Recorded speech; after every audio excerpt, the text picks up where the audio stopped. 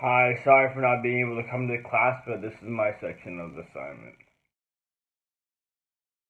How the law affects your rights. Anti-terrorism law severely affects human rights by police being able to legally ignore human rights that would normally be in individuals' favors and defense, such as freedom of speech and mobility rights. As well, if one person does not commit the act, but police have serious suspicion the individual can be held for 24 hours. But within that period, he has to go to a judge. And if the judge believes that what he's charged for is true or is believable, he could be held for a total of 72 hours before being released. And even when he or she, when they're released, they could have serious conditions.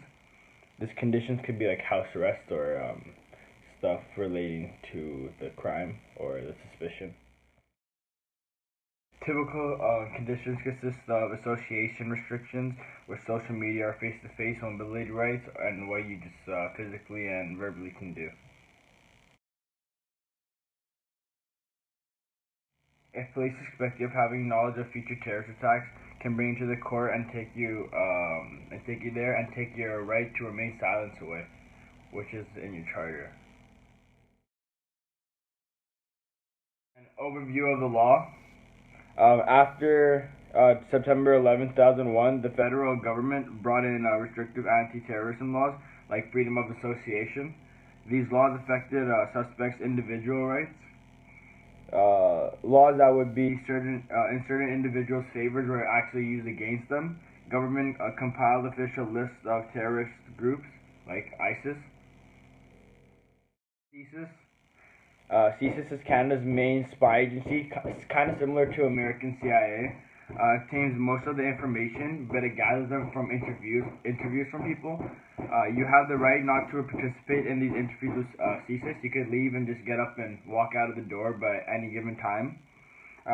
Cannot be forced to speak with CSIS or police. Only forced to speak if you're in a courtroom and you're talking to a judge. It is a good idea to have a lawyer present with you when you're doing these interviews. The reason why is to ask questions like, why is my client the suspect, or why are you asking these type of questions to him or her?